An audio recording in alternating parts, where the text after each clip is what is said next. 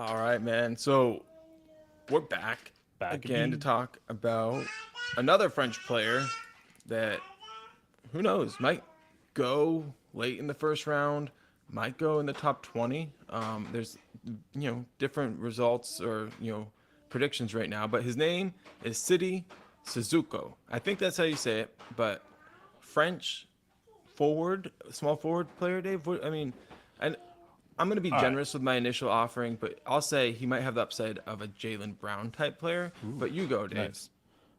Well, let's just be honest. Like, when you're looking at some of these guys, like Derek Lively, like we talked about yesterday, and Mm-hmm. some of these guys, Gigi Jackson, and you're saying, like, how do these guys compare to some of these young French players? Like, we love talking about these long, lanky French players, but City is a little bit different, man. He's really thick.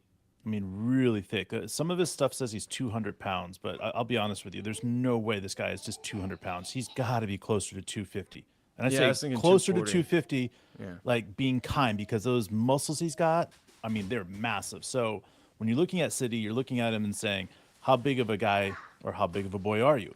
Big And boy. that's how it is. Like with some of these guys, is like just because it says they're 6'8" or 6'5" doesn't mean that's truly what they are. Like you've got, you were talking about Charles Barkley just before we got on, Mark. You're saying that, Mm-hmm. he's got that Charles Barkley ass. Like it takes a very large person to move something that big. Like I'm not being a dick here, but when you have a big ass, like it takes a lot of, you know, momentum to get that person off that ass. So I keep looking at it and I'm saying, like, where could this guy go? And the fact is that his defense is the thing that gets me. Every single thing I've seen on him with scouting, it says that he can guard 2 through 5 right now in the league. All right, everything, all the things I've been seeing, all the things I've been reading, and all the film I've seen definitely puts him in that category of being able to guard through 2 through 5. But I don't see him being able to guard right now, the point guard. But next year I do.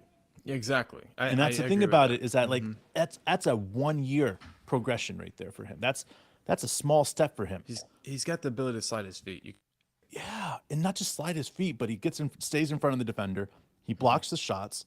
He Yeah. lets guys go baseline when he knows that he has help defense. Like he's a very intelligent defender here, and I think Talking about City Suzuko, that's why you got to look at him, man. You got to G League say on a Ignite. serious note, 6'8", 6'10", 6'11" wingspan.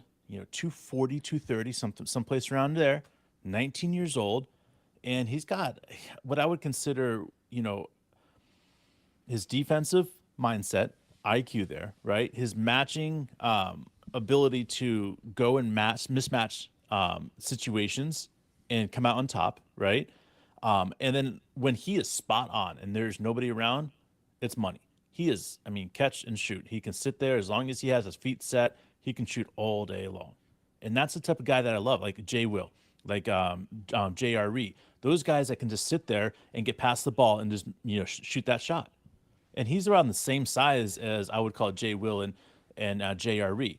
A little bit more muscular, not as much baby fat on him as those guys. But the reality is that he's one of those guys that can come in here and impact the game right away because of the way that he plays defense and blocking shots. Like it's so elite that it's mind boggling. It's truly mind boggling that I would consider a top 10 pick in most drafts isn't even breaking the top 20 right now in most draft boards, and it's mind boggling. This guy is just truly spectacular.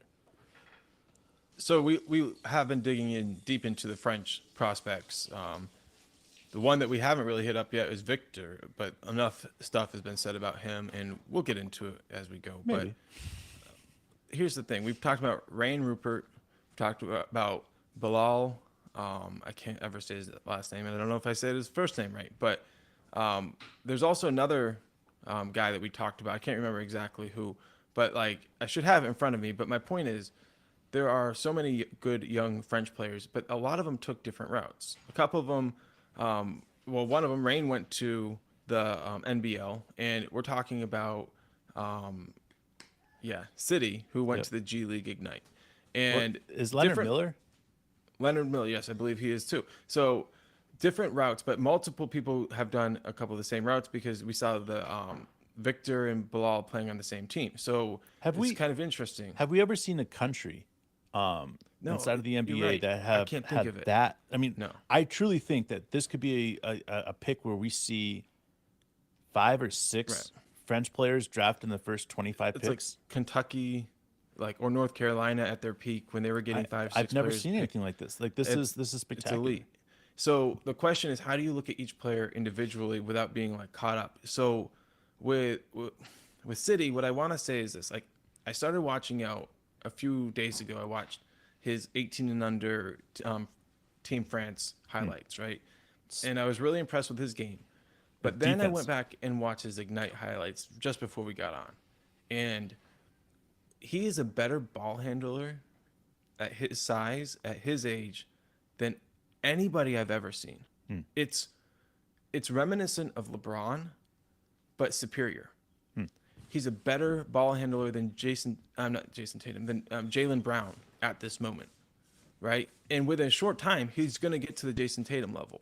Now, is a I shot kind of, there? I I kind don't of, know. I'll be honest with you. I kind of like in a way disagree because I look at his ball handling and it reminds me of Andrew Wiggins. Like, Okay. I mean, he's controlled, he's effective with it, Yeah, but but that he caboose has means he can execute his moves. well, Whereas I Wiggins is like a beanpole. well, and I think that's the thing though is that like if you watch the way that he controls the ball and like you know how Wiggins is always on the borderline of losing control of his dribble, like Yeah. always. I feel like City is that way as well. But the difference is that if you develop that and you recognize that is something he needs to develop, that's something the Thunder can fix within a year in the system. But the So things to he me, like does these are with the the ball, small bro, things, the small I things that see we're why talking. it seems like it's borderline out of control. But I've also seen enough to know that if he puts in, like you're saying, give him a year on defense, give him No, 2 years on he's ready offense. for defense right For now. regarding the one, you're saying Yes, give him a year, right? yes, Where he's going to be like capable of switching all five positions, potentially and stuff like that. But here's my thing: on offense, he's probably like ball handling wise 2 years away. But what I see him doing versus what he did when he was playing Team France, the jump is some significant. sure. So he went from being more like Jalen Brown, kind of like clunky, and he to the G League where he was like really creative. He looked like a lot of times he had the ball on his string, and he was doing moves behind the back, between the legs that were just really smooth. His And handles, yes, he can he looked he like the he way was that he playing. grabs the ball and passes it between thing and without touching the ground, that is nice. That's elite. But the way that when his hand makes contact to the ball, you can tell he's still getting used to that I agree aspect of with the that, game. but he looks like he made like when he's handling the ball, he made the G League look like was playing against high schoolers. Sure, Because sure. And he's when so he big though, that helps right him out. exactly, nobody can get to the ball unless he loses it. And some of like you said, some of his handle is loose, and it makes it susceptible to that. But if a guy reaches because it seems like he's out of control and he's not, Let's or if he gets somebody off balance with a shot fake, that hostage dribble is always available to him from day one, and he plays within himself, yeah. so he knows how to get to his shots. I really think he's a lot higher prospect than people are letting on. The thing is, he might be the third or fourth, French player drafted, maybe the third G League Ignite player drafted. So it's kind of like he's not going to get a ton of attention, but he deserves it. He's really good. And I think I want to in the coming episodes, man, I want to sit down in the last 2 drafts and pull all the French players that have come out of this draft in the last 2 drafts. And I want to sit down and I want to understand more of where the French basketball is going because if we're sitting here and we're comfortable with American basketball as where it's at right now, I'm concerned. Like I just am. I'm seeing the French really take control. I'm seeing Canada really take control. These are the countries that I'm starting to get a little bit concerned about. And Concerned, dude. I'm excited I say concerned about. I say that in the most respectful way because because U.S. you want basketball is U.S. no basketball longer number one. like U.S. basketball in the next 5 years And is you're not no even longer going to be mentioning the best country in the Australia. world. Australia is like a Australia pipeline is now. amazing, bro. Like You that's what I'm know, saying. Is like this is there's going to be a time period in our lifetime where people will talk about when the Americans dominated the basketball game, basketball world, and how it's changed.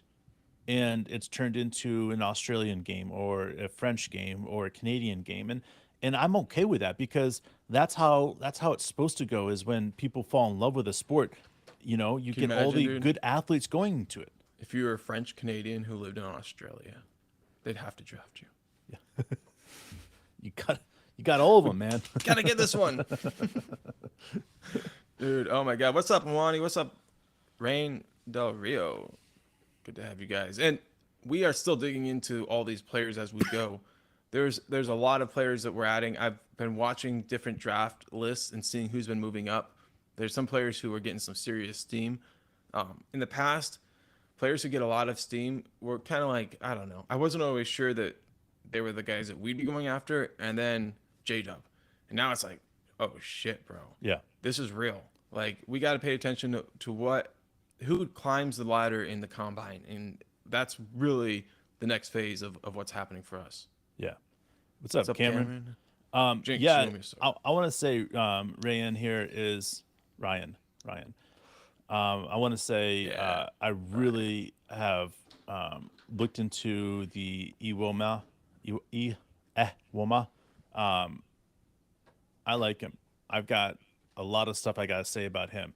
I'm adding him to my list right now, But Ryan. the thing about it is that like you just said, he started playing at 15. I love young men that start playing late in their lives, especially hoops, because that means there was another sport that was important to them, and it looks like he was soccer for him. So, and rugby, and to me, that's exactly what you need, that type of mix. So for me, that is somebody that I've definitely been keeping an eye on. I love the wingspan, his height, plays power forward, but really in the league of forward, center, and guards, I still think that he could guard probably on a good day a five if he needed to in that middle of the zone if he needed to cover down. I also think that he could cover up and guard a three or even a two if he needed to. So he's got some great range. So that's somebody that we'll definitely add to our list. So thanks for looking out, man. I like it how you gave us the correct correct pronunciation for the name, um, and we're still not gonna get it right. Iwoma. I said it wrong. Iwoma. Woma, Woma. Yeah, Iwoma. There we go. But we appreciate it because we need it. So thank yes. you, I'm, dude. I'm all for it. Then again, like this goes back to everything that we've been talking about with the players from different countries that are coming to America to play, and it's exciting, man. It doesn't matter where these players are growing up and where they're living. The fact is that the game of sports, basketball now is globally known, and that's what's so important about where the Thunder are taking this. If you think about it, Sam Presti's got two Canadians. I mean, but we're represented by 7 countries on the team. Like 6 countries on this team. So that's what it needs to be. Like if you have an opportunity to compete with a large market team, the only way to do so is by having team or players on your team that are from all different countries. Whether it's from France, Canada, and I think it's brilliant. Like it's beautiful, man. For sure. It's exciting, man. And watching this kind of all come together, international flavor, and then all of a sudden the French team were like, what the hell? How did this happen? Well, it takes years for this type of stuff to happen. So I definitely dig going back and looking at the previous drafts. Do we have any player comps that you want to add for City Suzuko as far as game comps? Any projections as far as like If if he he goes, develops, if he yeah, develops his ball dribbling skills a little bit, if he develops more of a becomes more of a shooter, which I think he can develop into that. I think that he has a place on most teams in the NBA as a starter. And I think that's the thing about it is that like that's what we have to consistently be looking at. What players do we need to be starters, and what players do we not need to be starters? And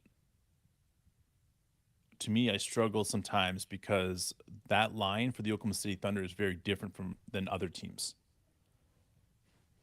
And I think for the fact is that if you're a top 8 player in the Oklahoma City Thunder, then you're good because a top eight means that I feel like in the future means that you could start on any team in the NBA, any team.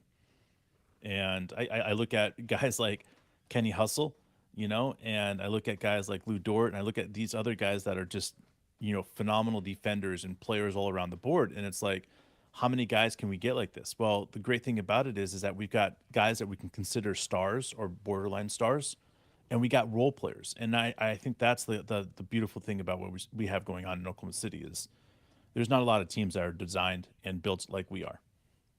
Period. There are some though, But and I mean, when you're talking about NBA teams that are ready to compete right now with a young core, with a young coaching staff, with everything that they need to go right now, and they're getting what I would consider a borderline all-star player right away coming off the back from injury. You're getting Kenny Hustle back from injury, getting Poku back from injury. I mean, we're filling this team out now. Like last year, we went limping into the playoffs, limping into the playoffs. Like most teams do that anyways, but we were hurting. If we had Kenny Hustle in the Minnesota game, we win. And that's the thing about it is like that's what we were. We were so close to being a position to win these games.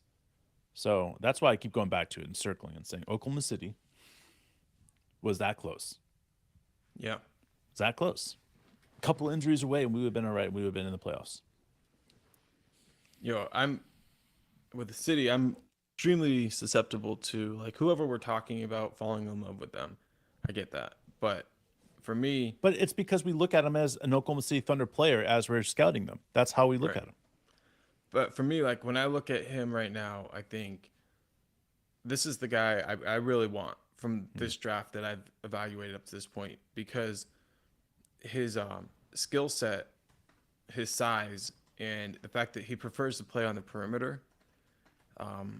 There are players that are faster than him, probably can jump higher than him.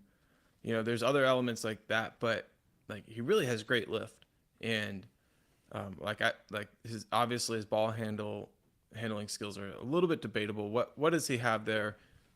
It's not NBA ready. I think that's agreeable, but how far can it go?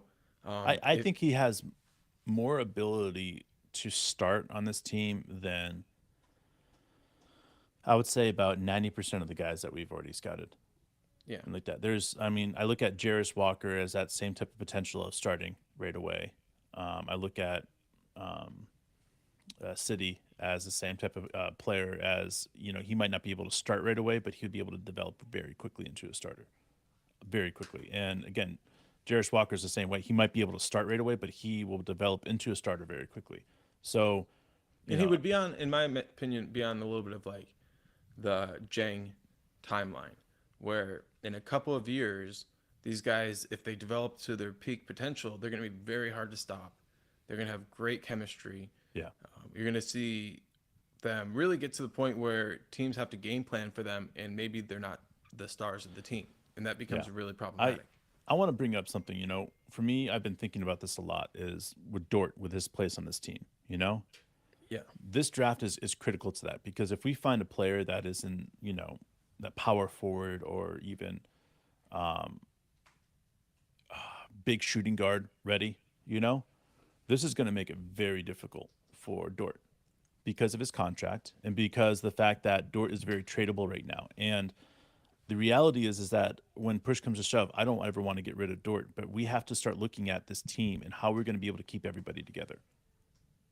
And I look at J Dub and I look at Giddy and I look at Shea and I say, those three dudes, right? I mean, let's just be honest. Those three dudes are the future of the Oklahoma City Thunder as far as our guards, right? After that, you got Chet obviously in that forward slash center position, and we got one more spot. Like Dort. If we were able to keep Dort, I would love it. But Dort is going to have to be okay with eventually coming off the bench if we get that power forward slash center that we've been longing to have for a long time. And if Dort's willing to come off that bench, then we're the most deadly team in the NBA. But the problem is that means that has to be a hard pill to swallow. And I know a lot of people are like, Dort coming off the bench? Like, come on, Dave. Like, listen, if Dort doesn't switch that light switch to turning over the page to get to becoming a 20-point player a night, J Dub will outplay him eventually. It's going to happen. And when he does, it's going to lower the value of Dort's actual value. Teams won't pay as much for Dort. So that's what Sam Presti has got to keep on thinking about, is that how good is, I mean, dude, I watched a video of J Dub working out the other day. People are like, this player is going to be the most improved player in the NBA. This player is going to be the most improved player. Dude, it's going to be Dort. People are going to look at Dort and be like, holy fuck, what just happened? Not Dort, I'm sorry. J Dub. What just happened? J Dub just got sick.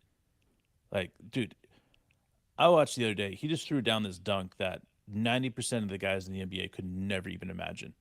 And it looked easy. And you're like, dude, if he can be doing that right now, halfway through the season, he's going to be dominating. He put on weight. You see how thick he looks right now, dude? No. Dude, he looks huge, man. And I'm like, this is it, man. J Dub is making his stance. Yes, a power forward is what he's playing in that four guard set. You know, great, works now.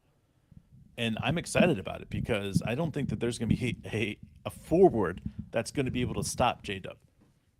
Teams will have to go down to a four guard set to be able to guard us. And when teams do that, Josh Giddey at 6'9", Shea at 6'6", it's going to be incredibly difficult for them to stop us. For sure.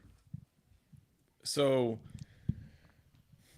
is Dort on our team next year?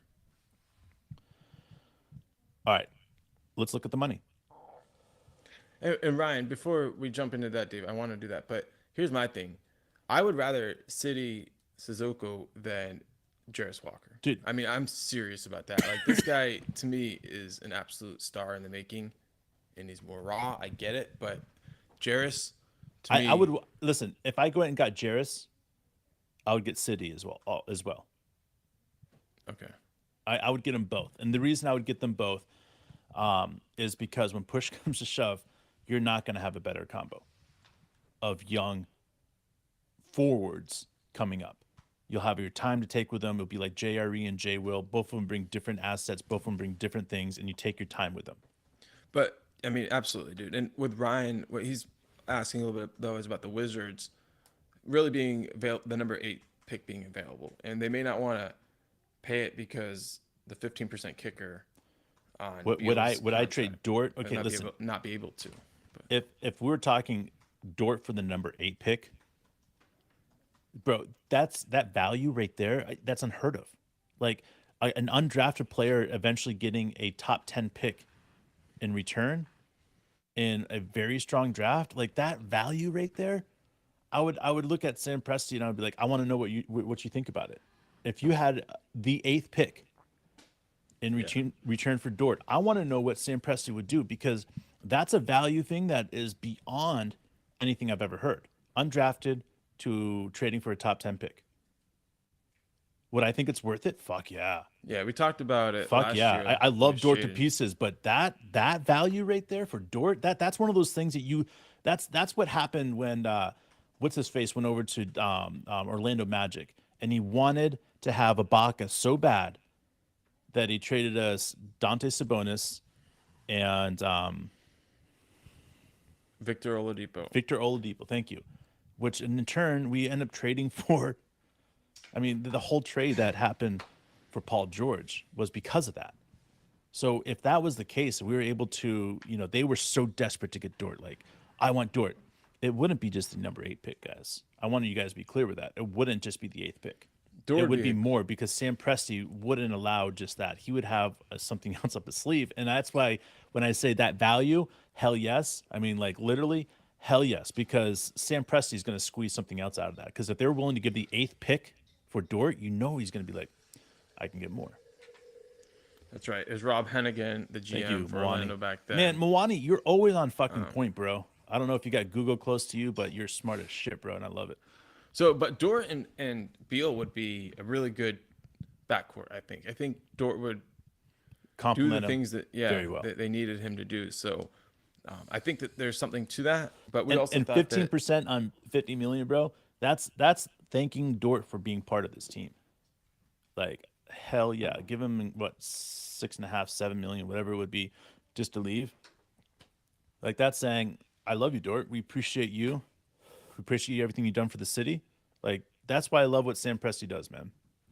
He doesn't have an issue with signing a player that's been on a two-way contract for a year and a half. Now he's just signed him for the last, 3 or 4 months so that they can actually get real money.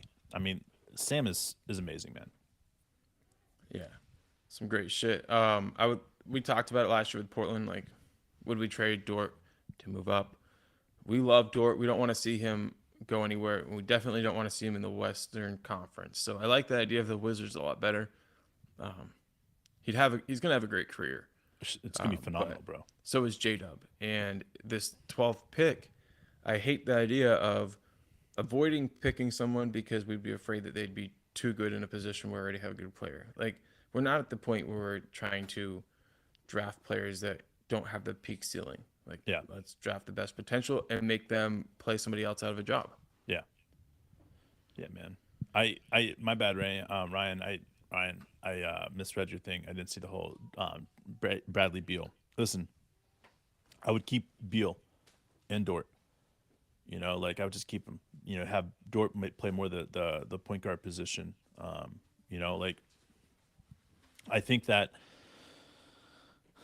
I think that Beal is getting close to either being done in DC or they're being done with Beal. But the reality is that they've got a couple more years left, and that what is it?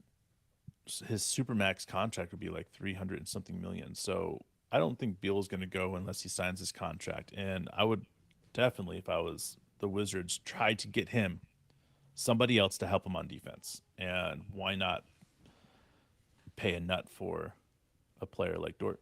The eighth pick is not going to help them make the playoffs unless they land a player that They've got a decent young core. I mean, they've got pieces to go together that you add a Dort with Beal, and maybe pick up a free agent that solidifies the rest of the team. You could have a top 7 team in the East.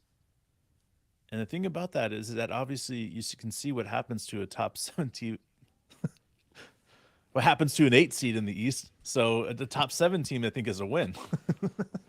yeah, and I honestly think with Dort and Beal, like all you have to do is find a way to shore up, those forward positions. You don't even need an elite center. If you had a couple of good forwards who could shoot the ball and defend their position, you really could find yourself in a spot where you could get out of the first round just by having the right coach and getting hot at the right time. So you got to consider it, but in the end, I think it's unlikely that we trade Dort until somebody else is already kind of like demanding that move. But We I, talk I'll about be this honest with you. sometimes. Go ahead. I think that demanding of the move is this year or next year, and I think the reason is because I think people are willing to pay for Dort more than we're willing to admit to. And every time that we ever talk about Dort and his value, everybody's like Dort would not get this. He would not get that. But I think the reality is that the reason Sam hasn't traded Dort is because he can't get that. And there's going to be a time that all of a sudden Dort can get that. And when that time comes, you got to take a step back and say, at what point do I say that Dort's 75 million, 85. $85 million is going to make it difficult for me to sign blank player in the next contract? Because at that point, if you're waiting too long, then you have to start paying out the ass to get rid of a player because people are going to be like, well, I don't want Dort because then it helps the Oklahoma City Thunder. They'll be able to And sign this player then. But now nobody's thinking about that. In the next year, nobody's thinking about that. They're going to be looking at Dort and saying this player can help us on defense. And that's when to cash in on the player, especially when your team is still getting there. And say it or not, like this team is still not quite there. We needed Dort to become that second big time scorer on this team. That's what we needed to see Dort in this last year, the step. And he didn't take that. And that's fine. That's not a knock on Dort because he's a specialty on defense. But we needed to see that next level from Dort. And I think he still can get it. But it needs to happen quickly if we're not going to get rid of him. And that's just that. I honestly think Dort will be extremely valuable under the new CBA because Oh yeah. the new supermaxes are crazy, right? So having a player that's getting guaranteed at like Was 300 it million, $21 million is what Dort gets a year or something like that? yeah, Like it something like averages that. out 4 So years. like if you're paying somebody 300 million guaranteed and you have a chance to get somebody who has an 85 million dollar contract guaranteed that's a good running mate next to your 300 million guy, Would you that's like would you rather a player like Dort or a player like Clay that's going to take up, a $45 million per year. thing, or somebody that's half the price or less than half the price at Dort? And you know what I'm saying? Like this is Brings this it is every what night. that's why I'm saying is like the value at 8, if he trades Dort for 8, it's not going to just be for 8. It's going to be other things as well. And we'll still keep number 12. And I think that's the thing about it is that like that's when we say Sam Presti has to double down on this type of player, even though he doesn't necessarily need to double down on that type of player. He could like more point guards and more guards than we see. And that's fine. Like I do not care what he does, but when the value is enough as a GM and as a president of an organization, and you're looking at it and saying 85 million, 2 first round picks, top 10 pick immediately. Like, how can you say no to that? Like if this was any other draft, if this was a shitty draft, then I'd be like, no, Dort's worth way more. But this isn't a shitty draft. Yeah, it's pretty loaded. It's And it's loaded, and you you have extend to your sit there. timeline Yeah. and you might It's get it's better about that time. immediately. We talked about it. Look at the Oklahoma City Thunder guys. Look at their time age ranges, right? You got your top end guys. You got like Kenny Hustle, 27 years old right there. Then you got Lou Dort and Shea, right? 3 years later, Lou Dort and Shea. And then 3 years later, you got the rest of the guys. Like this is on purpose. Like there never be a same rebuild as this again. Like when we tear down, that's it. We tear down part of the team, the older part of the team, and move on. And I think that's the great thing about what we're seeing. That's why we want to see a couple other younger guys on this team that is from this draft. Because after this, I mean, this draft is pretty good. Next year's draft, they've got really top end talent, but after that, it's going to be weak. Following year, again, same thing. They'll have 2 or 3 picks that are good. Week after that. So if we know that going in there, and I say weak at the slots that we'll be picking at, like that 10 or at 12 to 18 with other people's picks. So, like this is the year to be like, I'm going to cash in a couple of my picks to either move up. Like, wouldn't it be crazy if Sam took 12 and 2 other picks and moved up to, I don't know, 6? And then he traded Dort for 8 and another future pick? Like crazy, bro, right? Mm-hmm. Like that could be an insane moment for this team because then we picked up 2 top 10 picks in a very, very loaded draft. So there's going to be a lot of movement here, guys. And I don't think that, I think that there's going to be one of those moments where everybody looks back and says, like, 8 first round trades, 9 first round trades. Like that was crazy. Because I don't think we're ready for it. I really don't. I think that this is going to be one of those moments where when we're live and we're showing, talking about the draft with you guys and seeing it firsthand, it's going to be like ding ding ding and another trade, and it's just going to be crazy because teams are going to be trying to drop as much salary as possible. They're going to be calling teams like the Wizards that's been dying to win, or teams like Minnesota that's been dying to win, trying to trade any of the players that they possibly can just for salary relief, guys. I mean, fuck picks right now. Let's shed $45 million off of our salary. Like that's the way it's going to be. It's going to be constant all off season long. The second the new CBA kicks in, and the second they can start signing players, like like everybody's talking about free agents. Free agents, there could be 1 or 2 free agents that are going to be signed. Everything else is going to go stale. It's going to go stop because trades are going to be what's going to people looking at. Because the top teams that need to be able to sign new free agents, better free agents, right? They're not going to be able to touch them unless they shed salary.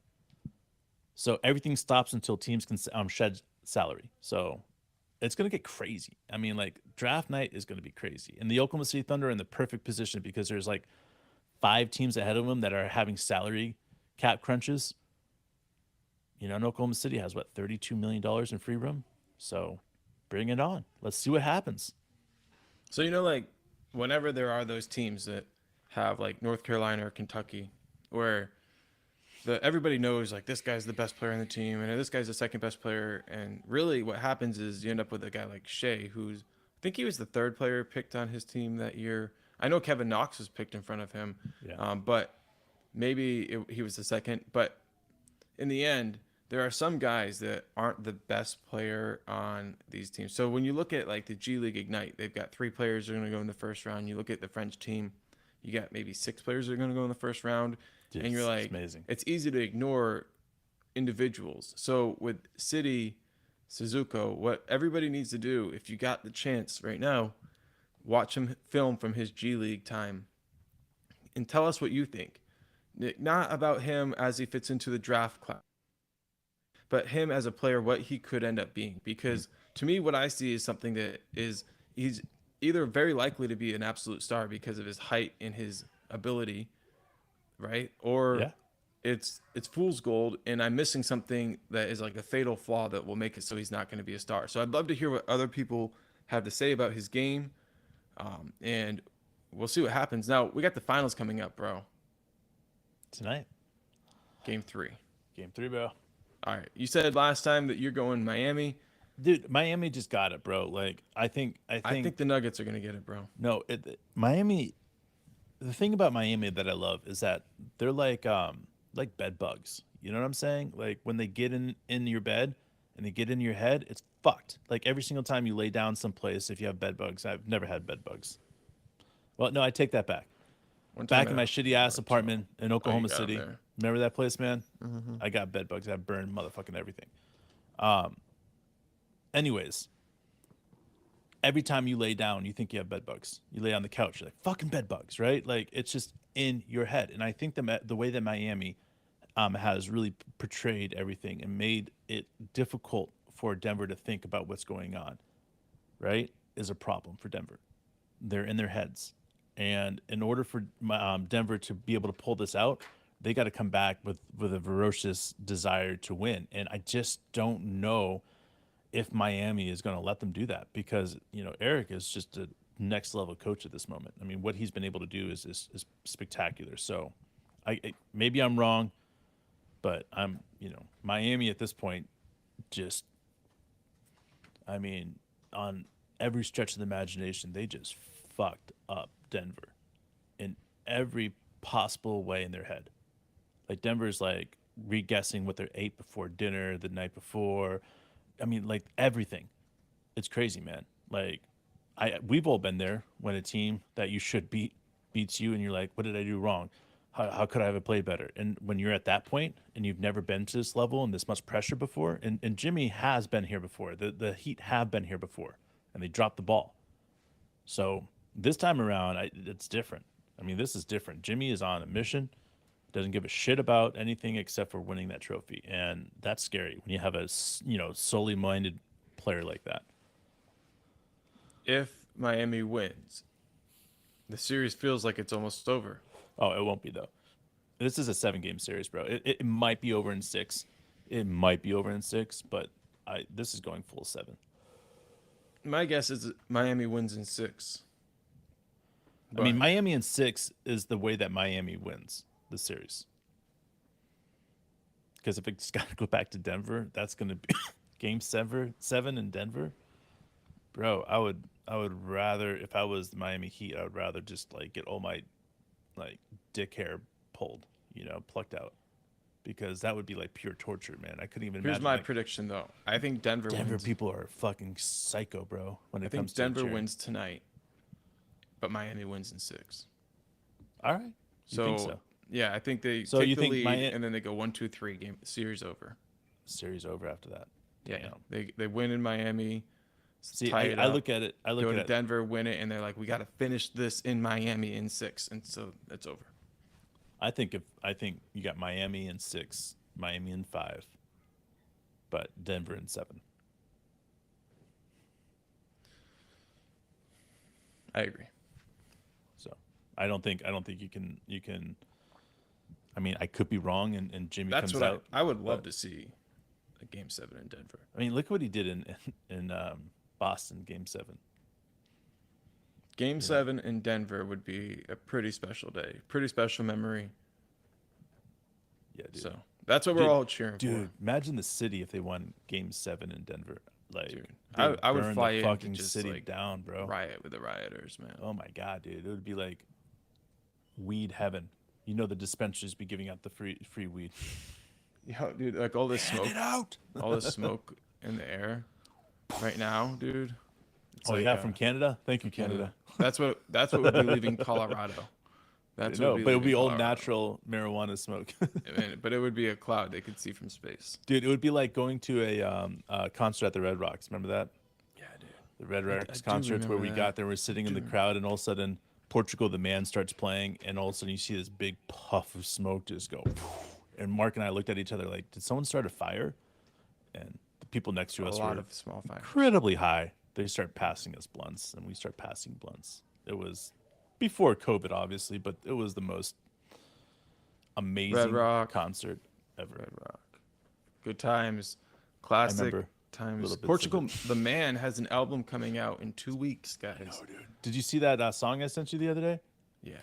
Yeah, dude, it's amazing. They finally are back, bro. Got a little bit of saxophone in there. Took too long, but here we are. We're back. I Well- supported their shirt yesterday, bro. Yeah, dude. It's all about that. I'm pumped. I'm pumped. Join us again. We're going to be back Friday. Tomorrow, I'm moving places again. Going to head down to Virginia. Cool. Friday and then Saturday, we should be able to knock one out before I'm gonna be doing something on Saturday and Sunday. So. Cool. Yeah, if we can do it Saturday. If not, hopefully we'll get If back in not, the then we'll take the flow. weekend off and just Yeah. chill. You know. Hit up Monday. So whatever, guys. Keep We your love you. notifications turned on so we Click can ding that. your bell. Flick that click, dude. We'll see you next time.